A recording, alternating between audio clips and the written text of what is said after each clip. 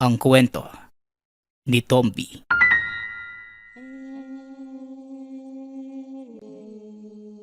Ang kwentong ito ay hangus sa totoong buhay. Mula ito sa isa nating tagapakinig. Karanasan ito ni Kulas. Walang eksaktong taon. Probinsya ng Iloilo.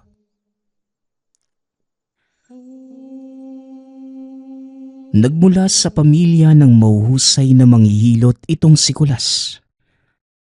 Natutunan ang mga bagay-bagay sa murang edad. Subalit hindi na sinubukang humarap sa mga pasyente. Sa madaling salita, inaral niya ito. Ngunit hindi napangatawanan ang pagiging manghihilot sa kadahilan ng natatakot na makasakit ng ibang tao. Noong araw, isa sa mga pasyente nila ang nabalian ng binti. Malakas ang mga kamay ng binata, kaya hindi maiwasan ang ganoong insidente. Ilang beses nang pinagsabihan, ngunit nadidiinan pa rin ng binata. Upang hindi na maulit ang pagkakamali, ibinaling na lamang ang interes sa ibang bagay. Hoy Kulas, ang himbing ng tulog ah. Samantalang sumugod kanina yung magulang ng nakalaban mo sa boxing kagabi. Hindi makabangon. Puno ng pasa ang katawan. At ang mukha parang binugbog na kamatis. Wika ni Lolo Martin. Ginigising nito ang apo na mahimbing ang tulog. Naperwisyo ito dahil inatupag ng binata ang pagbuboksing. At gawa ng malakas ang mga kamao. Palaging napapasugod sa tahanan ang magulang ng nakalaban para magreklamo. Minsan na rin silang nagkaharap sa barangay para resolbahin ang problema. Nauuwi sa pambabayad ang lahat ng kinikita sa panghihilot. Aba po, ilang beses na kitang sinabihang itigil mo na yan. Pero hindi ka nakikinig. Hindi na mabilang sa daliri yung taong nabalian mo. Bugbog sarado pa nga yung iba. Meron ngang naging kritikal yung kondisyon eh. Diyos ko namang bata to, oo. Sa susunod siguro, ibebenta ko na lang yung sarili ko para may pambayad sa mapipinsala mong tao. Dagdag ni Lolo Martin. Papikit-pikit pa nang bumangon si Kulas. Umarap ito sa matanda. Lolo naman, hindi naman po ako yung naghamon eh. Sumalang daw ako sa ring para malaman nila kung gaano kalakas yung mga suntok ko. Oo kasalanan na nila yun. Sinuntok nila ako. Sinuntok ko lang din sila. Gantihan lang naman yun nangyari, Lolo. Tugon ni Kulas. Napabuntong hininga si Lolo Martin. Nagpipigil na mahampas ng bitbit na sanga ang sariling apo. Alam mo apo, alam mo naman kung gaano kalakas yung mga kamao mo. Sumalang ka pa talaga. Alam nating pareho na kapag susuntok ka na, may butong mababali. Ang sabi pa ni Toto kung hindi ka inawat, mapapatay mo pa yung binata ba? Kulas, huli na ito ha. Marinig ko pa na suwasali ka sa boxing. Puputulan na kita ng kamay. Tandaan mo yan. Wika ni Lolo Martin. Ay sus, si Lolo naman eh. Problema na nila yun. Hindi nila kinaya yung lakas ko eh. Sila naman yung naghamon. Kasalanan ko ba yun? Sinasabi mo bang hindi ka talaga titigil sa pagboboksing? Opo Lolo eh. Kayo na rin po yung nagsabi na sa edad kong to, dapat may kikitain para makatulong sa buhay natin. Itong pagboboksing, hindi lang katuwaan tulo. Kumikita rin po ako. Ito, puro barya pero malaki na. Wika ni Kulas. Inilabas nito ang lata na pinaglagyan ng kinita mula sa pagboboksing. Halos mapuno na ang lagayan. Tuwang-tuwa ang binata ngunit kabaliktaran naman sa matanda. Abang batang ito, buwisit ka. Pinaglalaroan mo yung buhay ng kalaban eh. Ang saya mo dahil kumikita ka kapag may naitutumba ka sa loob ng ring. Pero yung kalaban mo, natutuwa ba? Nag-aagaw buhay silang lahat. Halika, doon ka sa labas. Lumuhod ka ng 1 oras. Utos ni Lolo Martin. Napakamot na lamang sa ulo si Kulas habang nagmamaktol. Sumunod din naman ito. Nagpunta sa labas at lumuhod.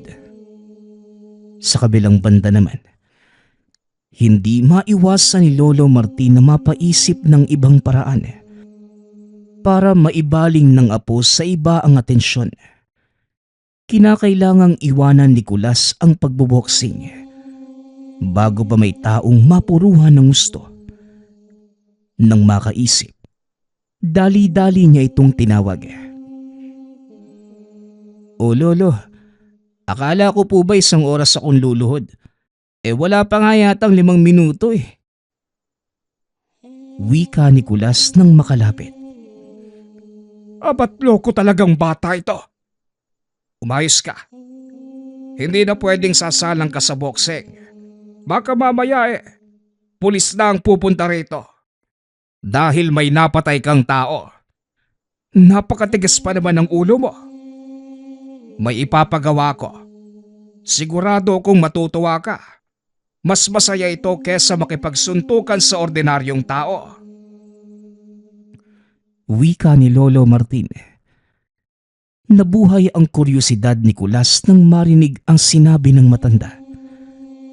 Sinundan niya ito sa kwarto. May kinuha mula sa lumang kaban.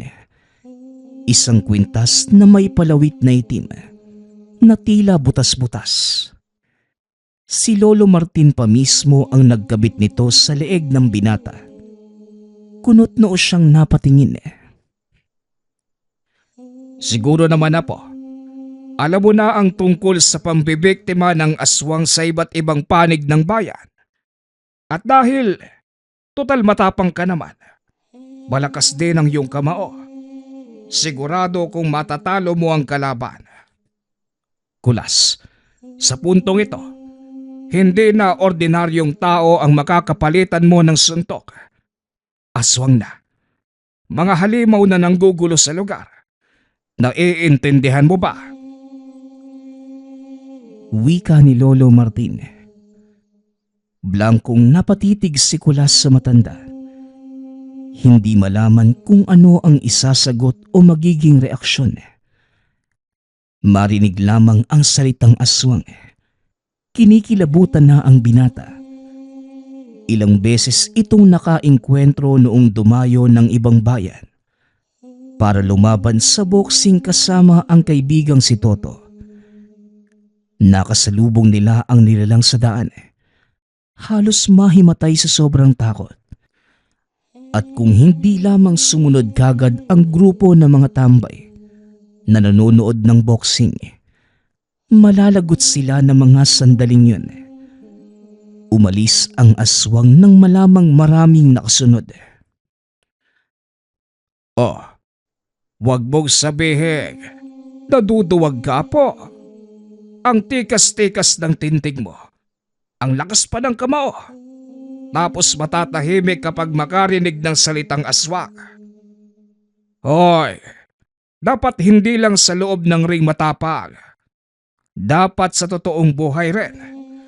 Gamitin natin yung lakas mo sa ipapagawa ko. Kapag nagtagumpay ka, bibilhan kita ng sarili mong boxing ring. Wika ni Lolo Martin. Nabuhayan ng loob si Kulas nang marinig ang sinabi ng lolo. Walang pagdadalawang isip na pumayag sa binigay na misyon. Esos, yun lang naman pala lolo eh. Saan ba nagtatago yung aswang na yan? Bibirahin ko kagad. Wika ni Kulas. Aba, napakayabang talaga. Kulas, hindi ito laro-laro lang. Seryosong bagay ito kaya umayos ka. Mamayang gabi, unahin mong puntahan ng Barotak. Ikaw na ang bahalang maghanap kung saang parte ng lugar na yan matatagpuan ng aswang. Isang babae. Maganda kapag nasaan yung tao. Huwag kang magpapadala sa ganda dahil makamandag ang isang yon. Bili ni Lolo Martin. Grabe naman si Lolo. Di po ako chick boy no. Para maakit kagad. Yun lang eh. Tapos aswang pa. Tugon ni Kulas na tila naduduwal pa. Jesus, parang hindi hinabol yung anak ni Kapitan dati ha. Unang kita pa lang nagustuhan mo na. Tumigil ka lang nang nalaman mong hindi makapagsalita. Basta, yan ang una mong lakad mamayang gabi. Maligo ka na, magbihis at maghanda. Lolo Martin, para saan naman po yung kwintas? Saan ba nanggaling yung itim na bato na yun? Galing yan mula sa itaas at bumagsak sa lupa. Butya ng bulalakaw ang tawag dyan. Ginagamit ng mga antingero at manunuges para puksain ang mga aswang. Isa sa pinakamalakas at mabisang panlaban sa kampo ng kadiliman. Tutulungan ka rin yan sa bawat laban mo. Umayos ka lang para magkamabutihan kayo. Isang maling gamit lang. Pwede kang talikuran ng mutya. Pagpapaliwanag ni Lolo Martin. Biglang naging seryoso ang mukha ni Kulas. Alam niya kapag ito na ang pag-uusapan, hindi lamang basta manghihilot si Lolo Martin. Manunugis din ito ng aswang. Marami na ang napuksang nilalang. Ang mutya ng bulalakaw ang ginamit nito. Ngayon lamang niya nalaman ang tungkol dito. Dahil hindi ganon kainteresado dati. Inakalang normal na kwintas lamang. Pagsapit ng hapon, bago dumilim lumakad na si Kulas, pinuntahan ang nasabing barangay. Pagdating pa roon, hindi malaman kung kanino magtatanong.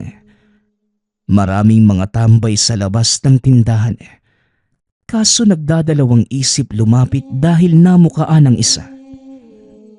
Nakalaban niya sa boxing ilang buwan na ang nakalipas. Wala namang naging problema habang nagpapalitan ng kamao sa loob ng ring. Nagkaberya lamang pagkalabas. Dahil nangyelam ang ama nito, hindi siya nagpatalo kaya nakatikim sa kanya. Ilang linggo din ang inilagi sa ospital dahil sa lala ng lagay. Teka lang pare, hindi ba siya yung taga-Bingawan? Yung nakalaban mo sa boxing? Yung halos pumatay sa tatay mo? Ang lakas ng loob na pumarito sa baluarte natin ah. Hoy, nag-aamon ka ba ng away? Wika ng tambay. Lalagpasan na lamang sana ni Kulas ang kinalalagyan ng mga ito. Ngunit napansin siya. Pagkalingon ng binata, nakahanda na ang mga tambay. Kulang na lamang ay sumugod. Sandali lang. Kayo naman, parang hindi magkakilala. Ilang beses na tayo nagpang-abot sa nagaganap na boxing sa iba't ibang lugar. Magkakilala na kaya tayo? Kumusta pala mga pare? Ang laki na ng katawan niya. Sa pagkakaalala ko, kahapon lang para mga walis tingting pa yung pangangatawan niyo eh. Wika ni Kulas. Ang sinabi niya ang pumukaw sa galit ng mga ito. Hoy asungot, huwag mo kaming angasan dito sa baluarte namin. Baka gusto mong umuwing walang ngipin. Malas mo ngayon dahil marami kami. Nag-iisa ka lang. Kung hindi man ako nanalo sa'yo sa loob ng ring, baka dito matatalo na kita. Wika ng tambay na ilang beses na niyang natalo sa boxing. Mga tropa, kalmahan niyo lang. Hindi kayo ang pinunta ko rito kaya pwede ba? Manahimik na lang kayo. Ang sasakit niyo sa tenga eh. Parang mga latang walang laman. Puro ingay, wala namang maibubuga. Sagot ni Kulas. Ang lakas ng loob mo ah. Tara pare, upakan na natin ang isang yan. Sumugod ang mga tambay ngunit hindi umubra kay Kulas ang kanilang pag-atake. Ilang sandali lamang din ang lumipas. Lahat sila ay dumaraing. Gumagapang na lamang sa lupa. Oh, baka kasalanan ko pang naggaganyan kayo ha? Saksi si Manang Tindera na kayo ang nauna. Hindi po ba? Bahala na kayo dyan. Wika ni Kulas at dali-dali na ring umalis. Ang tindera na nakasaksi, napailing na lang. Matapos ang ilang sandaling paglalakad, nakarating si Kulas sa malawak na palayan. Napapakamot na lamang sa ulo dahil hindi na alam kung saan pupunta. Nang makahanap ng pwesto sa tabi, naupo at sinamantala ang pagkakataong makapaghapunan. Ay nako, mabuti na lang naisipan kong magbaon. Kakain muna ako bago maghanap ng aswang. Sana lang, medyo may itsura yung makakalaban ko ngayon para hindi ganong dama yung takot. Meron bang ganun? Parang wala yata. Ang papangit ng mga aswang eh. Wika ni Kulas. Kausap nito ang sarili na mga sandaling yun. Habang tahimik na kumakain sa gilid, napansin niya ang kakaibang enerhiya ng kwintas. Hindi ito binigyan ng atensyon sa pag-aakalang dala lamang na malakas na hangin.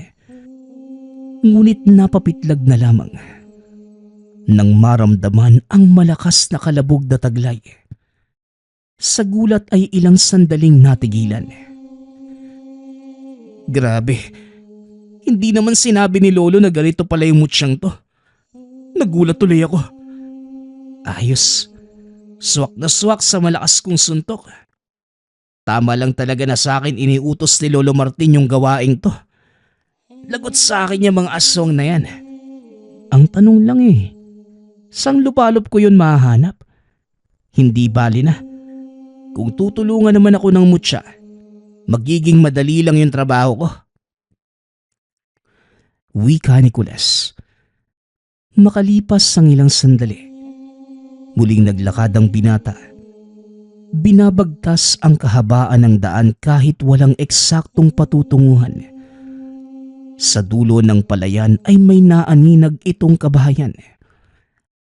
Tahimik na ang paligid, ngunit may natatanging aninong nakaagaw ng atensyon.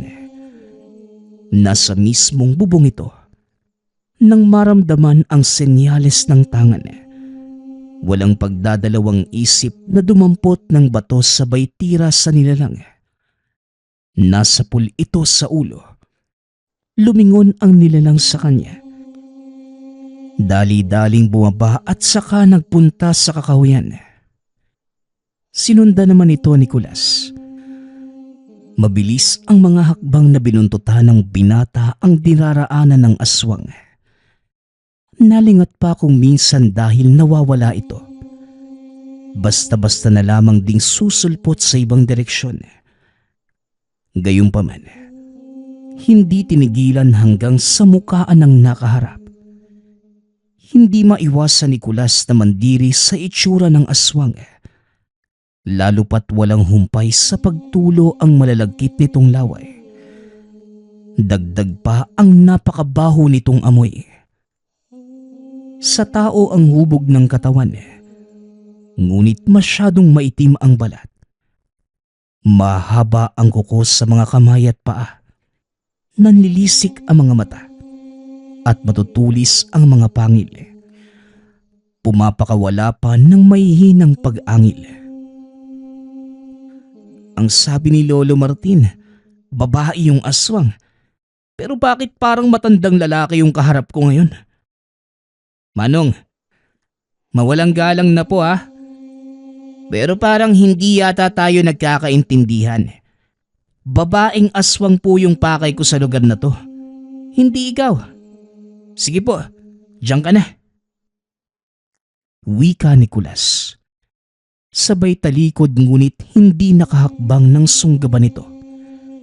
Nanlaki na lamang ang mga mata ng binata matapos tumilapon. Tumama ang likod sa puno. Hindi napigilang dumaing.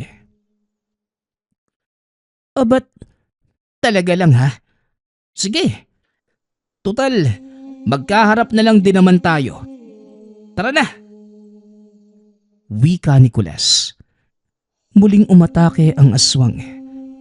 Hindi ito inatrasa ng binata. Sinabayan ng bawat galaw. Binilisan ang pagpapakawala ng suntok. Hindi nagtagal ang nilalang.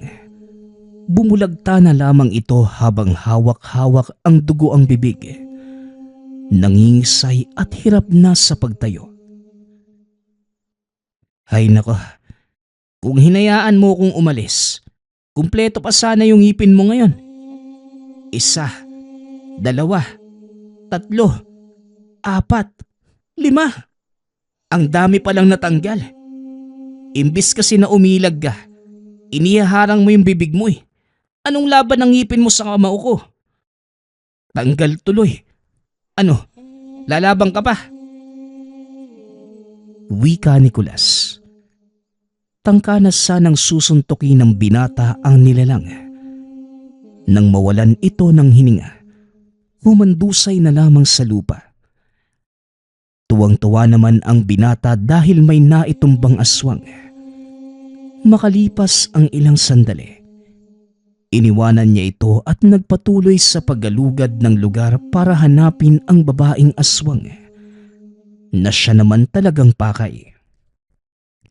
Bumalik sa kabahayan si Kulas. Nagbabakasakaling may taong makasalamuha. Malalim na ang gabi. Hindi pa rin natagpuan ang hinahanap at wala ding matutuluyan. Masyadong malayo kung uuwi pa ng tahanan. Dumiretso sa kubo na may nakasinding ilaw. Napansin namang kagad ng may-ari ang presensya niya at kamuntikan pang mataga ng itak. Pasensya ka na bata. Akala ko kasi aswang. Dito sa lugar namin, lilipas lang ang ilang araw may magpaparamdam na naman. Malapit kasi rito yung tahanan ng mag-amang aswang eh. Kapag makarinig lang na pinag-uusapan sila, mananakot. Tawagin mo na lang pala ako sa pangalang Bitog. Ikaw, anong pangalan mo binata? Tanong ng lalaki. Kulas po ang pangalan ko, Manong.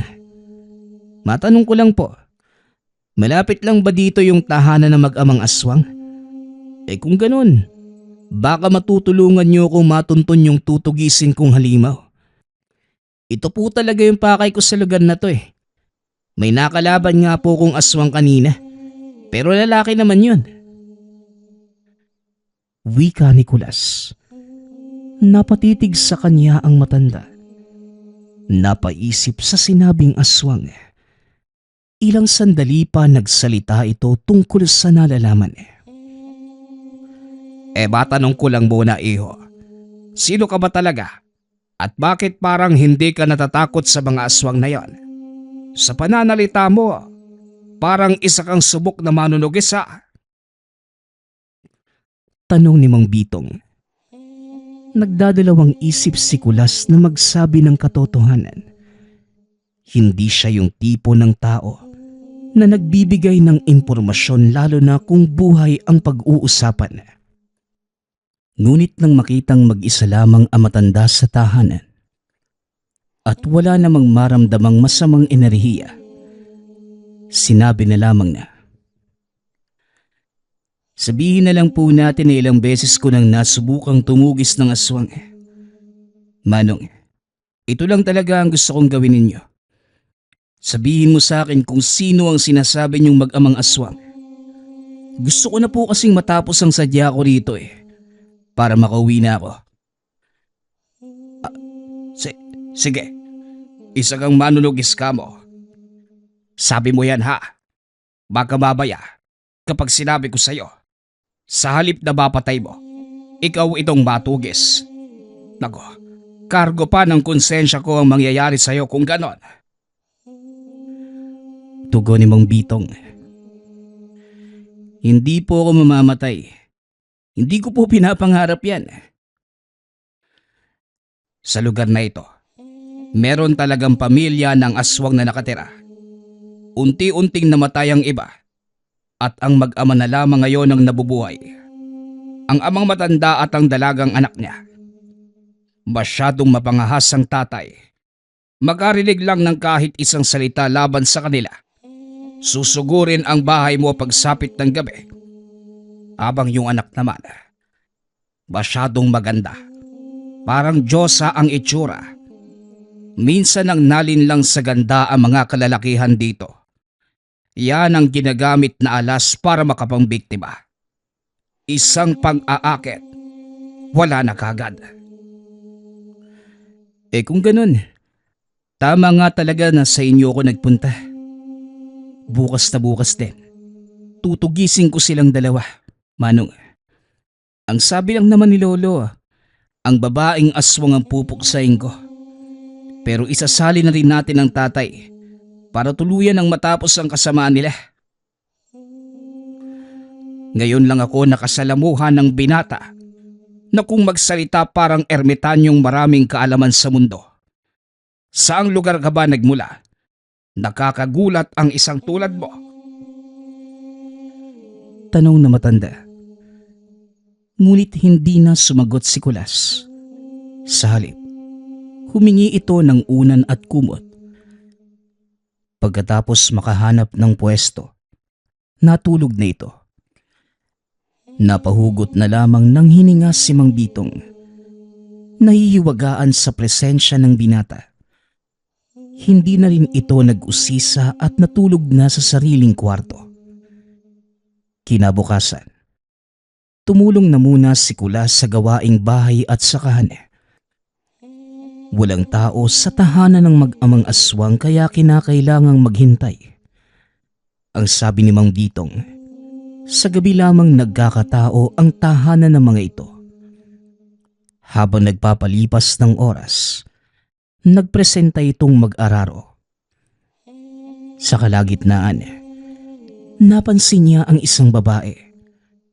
Malayo pa lang pero bungad na bungad ang kagandahan. Kagading nahulaan ni Kulas kung sino ito dahil sa senyales ng tangan. Dagdag pa ang pag-iwas ng mga taong nakakasalubong sa daan. Huwag kang magpapahalata, bata. Umiwas ka ng tingin kung ayaw mong mabulag sa kagandahan niya. Wika ni Mang Bitong. Esus, kagandahan Halimaw naman. Huwag kayo mag-alala, Manong. Matibay to. Hindi nadadaan sa anumang panlilin lang. Tugon ni Kulas. Nagulat na lamang din nang ibalik ang tingin sa kinalalagyan ng dalaga. Wala na ito. Paglipas ng mga oras, sumapit din ang gabi. Inaya muna ng hapunan bago pinayagang umalis. Kinakabahan talaga ako sa iyo, iho. Bata, sigurado ka ba talaga sa binabalak mong ito? May oras pa para umatras. Tanong na matanda. Ako na po ang bahala sa sarili ko, Manong. Maraming salamat po sa tulong niyo. Mag-iingat po kayo rito ha. Lalakad na ako. Makalipas ang ilang sandali, narating din ni Kulas ang tahanan ng mag-amang aswang. Nag-iisang kubo sa malawak na kagubatan. Bukas ang ilaw sa loob. Halatang merong tao. Lumapit siya ng kaunti at may narinig na pag-uusap. Hindi nagtagal. Biglang natigil at ang kasunod na namalayan ay ang paglitaw ng isang babae. Nakangiti ito kay Kulas. Marahang inaayos ang paghawi ng buhok. Maya-maya pa'y dahan-dahang humakbang. Ngunit bago tuluyang makalapit, kaagad niya itong napigilan. Hoy, wag ako. Hindi mo ako madadaan sa anumang panguto. Walang hiya ka. Ginagamit mo pa yung kagandahang panlabas para makapang-akit na mga taong bibiktimahin. Buti buhay ka pa hanggang ngayon, no? Ako palang siguro yung manunugis na nakarinig ng tungkol sa'yo. Balita ko, may kasama ka. Yung tatay mo, nasan siya? Tanong ni Kulas. Makikita ang pagkagulat ng babae. Ilang sandali pa. Bumukas ang bintana ng kubo at dumungaw ang isang matanda. Nangihina na ito at halatang may iniindang sugat. Sino ba ang siraulong nagtatanong tungkol sa akin? Wala pang naglalakas loob nang maghanap sa... ikaw, paano mo natunto ang pamamahay ko? Wika ng matanda na ipinagtataka ni Kulas. Anong ako? Kumakaturo ka parang magkakilala tayo ah. Sandali lang. Ikaw yung aswang na nakalaban ko kagabi ah. Ano? Amoy palang nahalata ko na kagad.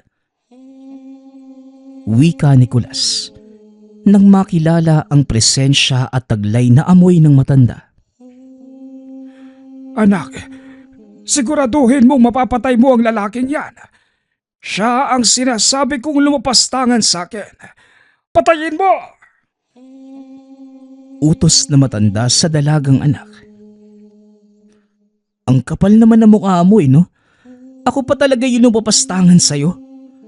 Hoy, matandang halimaw. Kung tutusin pinagbigyan pa kita eh. Pero ikaw yung nagpupumilit. Kaya humantong ka sa ganyang sitwasyon mo ngayon. Tignan mo yung mukhang meron ka. Parang pinugbog na kamatis. Tugon ni Kulas. Anak, ano pa bang hinihintay mo? Patayin mo na yan! Bilisan mo! Hoy babae, binabalaan kita. Hindi ordinaryo itong mga kamao ko. Kaya humanda ka. Baka mailuwa mo ang laman ng sikmura mo. Babala ni Kulas. Ngunit hindi nakinig ang babae. Kagad nag-anyong aswang at saka sumugod. Hindi nagpaligoy-ligoy ang binata. Sinalubong ng pag-atake ang nilalang. Pinaulan na ng suntok hanggang sa bumubulwak na ang dugo mula sa bibig. Dinig pa ang pagtunog ng pagkabali ng mga buto sa bawat pagtama ng kamao. Hindi nagtagal. Bumulagta na lamang ito.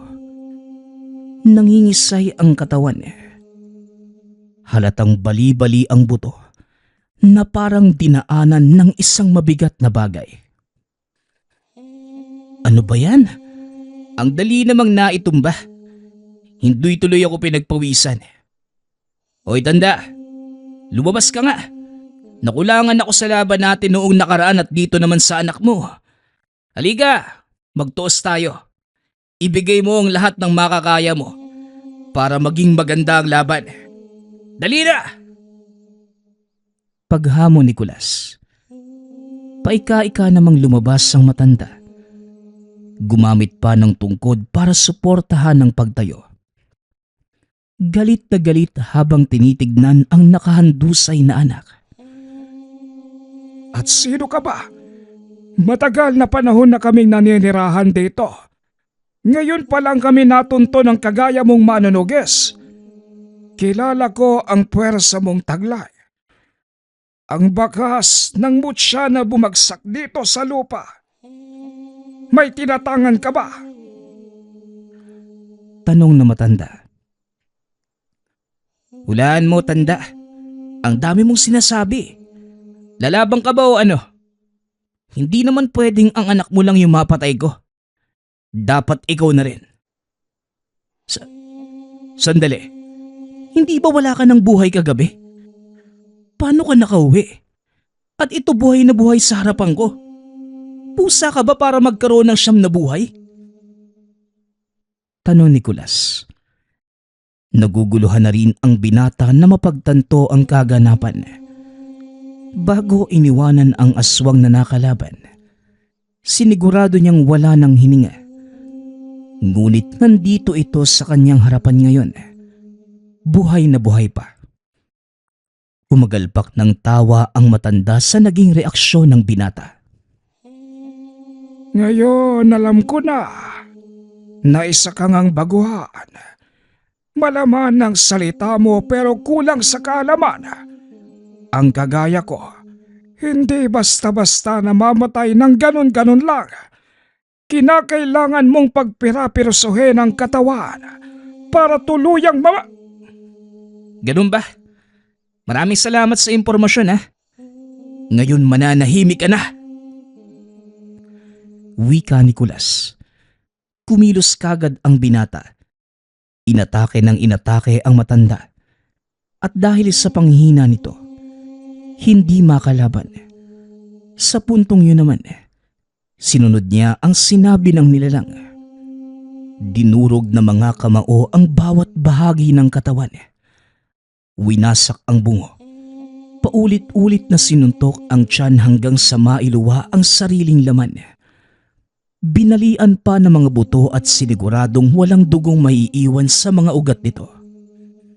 Ganon din ang ginawa sa babaeng halimaw. Pagkatapos, itinambak niya sa loob ng tahanan. Pinalipas muna ang ilang sandali bago itinapon ang gasera. Nang sumiklab na ang apoy, dahan-dahan na ring humakbang papalayo. Dumiretso na si Kulas sa tahanan. Pagkarating pa ay sinalubong ng palo ni Lolo Martin. Walang hiyang bata to. Ang sabi ko, pumunta ka sa banotak para manugis ng aswang. Hindi manggulpi ng mga tambay. Anibal ka. 3 nanay ang sumugod dito para hanapin ka. Naubos na yung boses ko para lamang makiusap. Lumuhod pa ako para magmakaawa. Walang hiya ka talagang bata ka. Sandali lang naman, Lolo. Kakarating ko lang po tapos yan ang ibubungad nyo. Wala man lang bang, kamusta yung lakad mo, Apo? Napuksa mo ba yung aswang? Ayos ka lang ba? Sa lagay na to, parang gusto nyo pa akong bugbugin eh.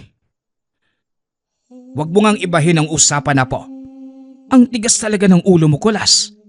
Ikakamatay ko ang pagkukonsumisyon ko sa kilos mo. Maawa ka naman sa akin. Matanda na ako. Wika ni Lolo Martin. Ang tinutukoy ng matanda ay ang nakasalamuha ni Kulas pagkarating sa kabilang bayan. Mga tambay na nadaanan sa tindahan. Hindi naman inaasahan ng binata na aabot sa ganitong sitwasyon. Hindi bale. Naayos ko na yung problemang yon. Ang lakad mo, ano nang kinalabasan? Dapat maganda para makabawi ka sa dala mong perwisyo. Wika ni Lolo Martin. Ano pa nga po ba, Lolo? Lahat po patay. Yung dalaga tsaka yung tatay niya. Akala ko pa naman magiging mahaba yung labanan. Kaso natapos din kagad eh. Hindi man lang ako pinagpawisan. Lolo, sa susunod dapat malalakas yung itatapat mo sa akin para ganahan naman akong makipaglaban. Tugon ni Kulas. Kung paluin kaya kita, umaarangkada na naman yung kayabangan mo. Mabuti naman kung ganon. Mag-ama pala ang aswang na tinugis mo. Ang sinabi kasi sa akin babae, kasama pala yung tatay. O siya, magpahinga ka na. Mahaba ang nilakad mo at kailangan din makabawi ng lakas. Magmula rin sa araw na ito, ikaw na ang magtatangan ng mutya. Ayusin mo lang ha at huwag kang sasablay. Sige na, marami pa akong gagawin. Wika ni Lolo Martin. Malalim na hininga ang nahugot ni Kulas. Nahahati ang emosyon. Natutuwa dahil nagampanan ng maayos ang ibinigay na misyon. At paghanga sa sarili, sa kakayahang ipinamalas sa kalagitnaan ng panunugis. Hindi lubos akalain na ang lakas ng mga kamao magagamit hindi lamang sa loob ng ring, kundi maging sa aktwal na sagupaan laban sa aswang. Magmula rin ng araw na yun, ibinaling ang pansin sa panunugis.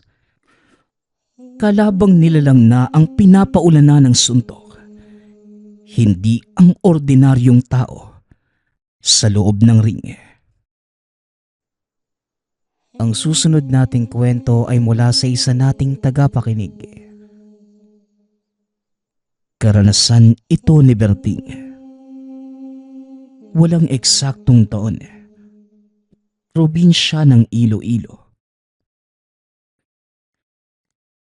Nasa ika-5 taon pa lamang ng elementarya itong si Berting. Palakaibigan at masayahin kahit na palaging walang baon. Pinagbabawalang makihalubilo sa tao ng pamilya. Ni mga kapatid, nasa loob lamang ng tahanan at hindi lumalabas. Makikita lamang ang mga ito na naglalaro sa bakuran tuwing hapon, tuwing palubog na ang araw.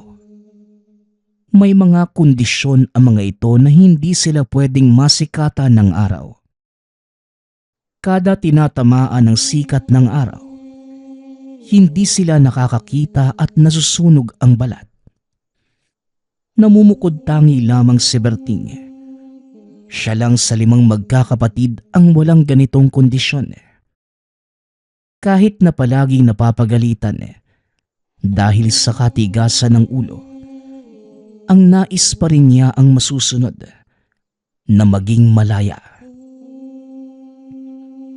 Sinasabi ko na sa'yo, Berting. Para na lang sa mga kapatid mo. Alam mong hindi sila nakakalabas.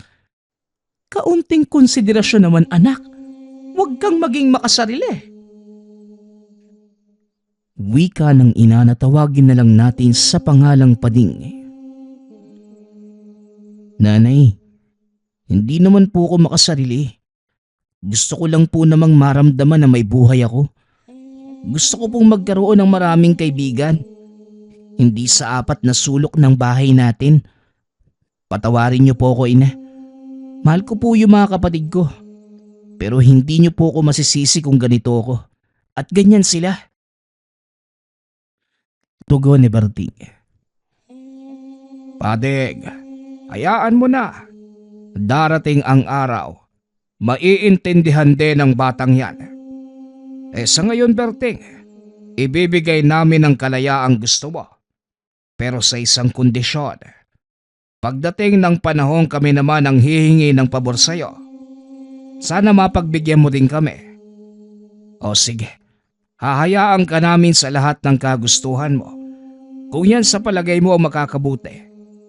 Pero sana maging patas din niyang prinsipyo mo. Paalala ng ama.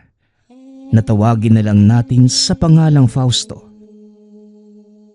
Napatango na lamang si Berting at wala nang nagawa, kundi sumang-ayon sa kasunduan sa ama.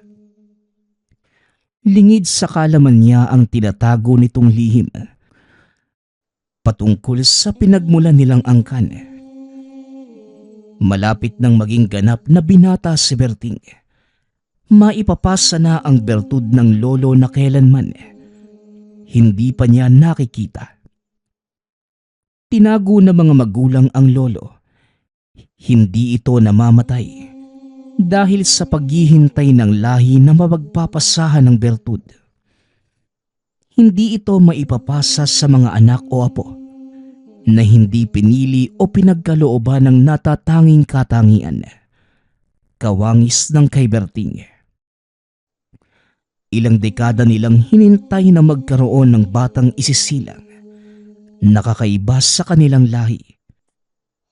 Kaya ganun na lamang ang tuwa ng mga magulang ni Berting na ito ang kinalukdan ng buong angkang ni minsan. Hindi siya pinakilala. Sa paglipas ng taon, binigay nila ang lahat ng kagustuhan sa paglalayong. Hindi din ito tatanggi sa kung anuman ang hihilingin nila. Hanggang sa dumating ang ika-21 kaarawan ng binata.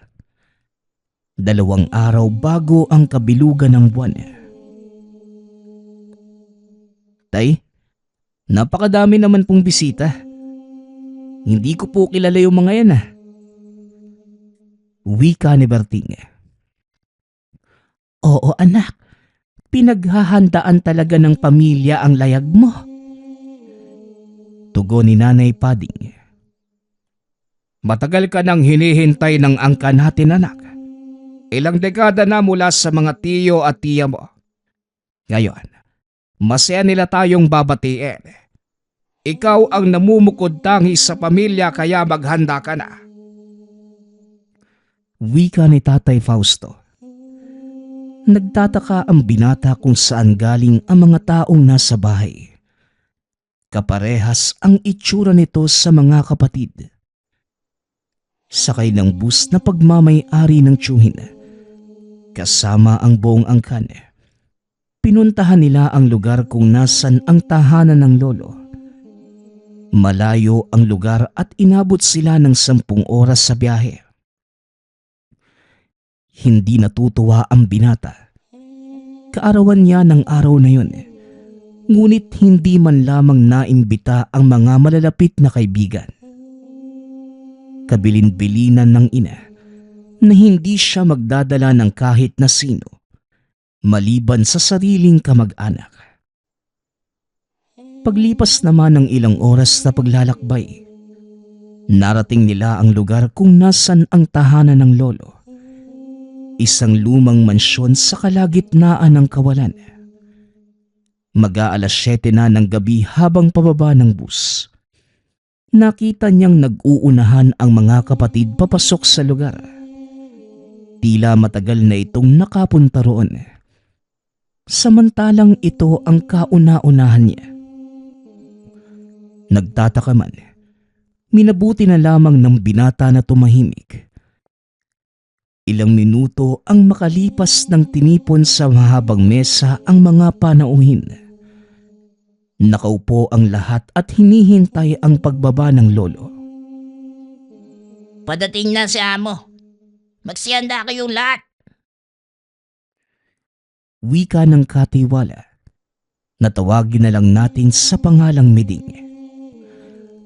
Nagsipagtayo ang lahat habang pinagmamasdan ang figura ng tao na papalapit sa mesa na uugod-ugod.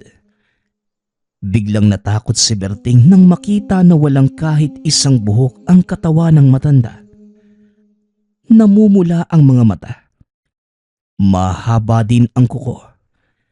Nakangiti ito ng nakakaloko habang nakatitig sa kanya. Maligayang pagdating sa inyong lahat. Lalo ka na, Berting. Kay tagal kitang hinintay na makilala. At salamat sa una at huli nating pagkikita, apo. Wika ng lolo. Hindi na nagsasalita ang lahat. Nagsipagyuko ang mga ito. Hindi man ganap sa utak ni Berting ang magaganap. Isa lamang ang sigurado sa isipan. Aswang ang angkan. Kaya napaiyak na lamang siya nang maisip ang maaaring mangyari. Hindi pa ganap ang bilog na buwan ng araw na yun. Lumabas ang lahat upang magkaroon ng linaw kay Berting ang magaganap. Lahat ay nagtipon maging ang ama at ina, kasama ang mga kapatid. Nagpatira pa sa sikat ng buwan. Ilang taong ka naming binigyan ng laya, anak. Ngayon, ito ang araw na ibibigay mo din sa amin ang iyong pangako. Wika ni Tatay Fausto. Pagmasdan mo ang angka na pinagmulan mo, anak. Hindi naman tayo naiiba sa tao. Pero palagi mong tatandaan, angat tayo sa kanila. Dagdag ni Nanay Pading. Umiiyak ang binata. Hindi maintindihan ang nararamdaman ng makitang nagpalit ng anyo ang pamilya. Bigla na lang nawala ng malay si Berting. Sa pag-aakalang kakainin siya ng mga ito. Umaga na nang imulat niya ang mga mata. Nasa silid si Berting. Biglang pumasok ang ama at kinausap ito ng masinsinan. Alam ko labag pa rin sa loob mo, anak. Pero ikaw lang ang pag-asa ng ating lahi. Sa oras na walang mapagsalinan ang lolo mo ng bertud, maghihintay muli ng dekada at maghihirap pa rin ang matanda. Gusto na niyang magpahinga, anak, at gusto na ding umusad ng ating angkan. Nasa dugo mo ang kapangyarihang nakapagbibigay lakas sa mga kapatid mo. Sa dugo mo magbabago ang kinabukasan nila. Kaya pakiusap, anak. Tanggapin mo ng maluwag ang ipagkakaloob ng lolo mo. Wika ni Tatay Fausto. Doon lamang nalinawan ang isip ng dalaga. Naiintindihan na niya ang susi para matanggal ang sumpa na bumabalot sa angkan. Kailangan maipasa sa natatanging lahi ang bertud upang magamot ang sumpa na dulot ng kalikasan. Isang natatanging dugo ang makakapagpahilom ng sakit na matagal nang pinagdaraanan ng angkan at napapasa pa sa mga sumusunod. Kaya upang matuldukan ng lahat, kailangang maipasa ang bertud sa batang kakaiba sa lahi nila. Nag-aalala ako, Fausto, sa magiging pasya ng anak natin. Ito na lamang ang pag-asa. Wika ni Nanay Pading. Nararamdaman ko na mahal tayo ng anak natin, Pading. Magtiwala lang tayo sa kanya. Tugon ni Tatay Fausto. Sa pagpapatuloy ng kwento, napag-isip-isip ng binata na tatanggapin na ang bertud para sa kapakanan ng kaniyang angkan at pamilya. Ngunit meron itong kaukulang sakripisyo. Lahat ng angkan niya, sisip-sip sa dugo. Maaga pa lamang hinanda na siya ng ama, kasama ang matanda. Nilagay sila sa isang silid kung saan gaganapin ang ritual. Sarado ang lahat ng pinto at maging sinag ng araw ay hindi makakalusot. Kinakabahan man, ngunit buong tapang niyang sinuong ang lahat. Nakagapos ang dalawang kamay maging ang mga paa na mga sandaling yun. Habang hinihintay ang paglubog ng araw, patuloy lamang sa pag-aalay ng ritual ang pamilya. Pagsakop ng kadiliman sa buong paligid, sabay-sabay na nagpalit ng mga balat ang angkan at ang pagluwa ng bertud ng lolo. Kulay pula ito na kasing laki ng holen. Unti-unti itong nilunok ni Berting. Napatigil ang lahat nang makitang nanginginig ang binata. Inalalayan ng ina ang lolong naghihingalo at namamaalam. Samantalang si Berting naman, nagbabago ng anyo. Naging ganap ang lahat. Unti-unting nagsipaglapit ang angkan at pinalibutan siya. Tumingala ang lahat ng maaninag ang sikat ng buwan, na kusang nagbibigay liwanag sa kinaroroonan nila. Ito na ang kaganapan ng lahat. Saksi ang haring buwan. Makakawala na tayo sa sumpa. Wika ni Tatay Fausto. Itinaas nito ang kamay hudyat ng sabay-sabay na pagkagat sa anak. Napasigaw na lamang ang binata sa sakit na nararamdaman ng mga oras na yun. Minuto lamang ang lumipas nang matapos sa paghigop ang mag-anak. Ipinikit ni Berting ang mga mata na tila mamamatay na siya ng mga oras na yun. Kinaumagahan, maaliwalas na ang lahat maging ang paligid.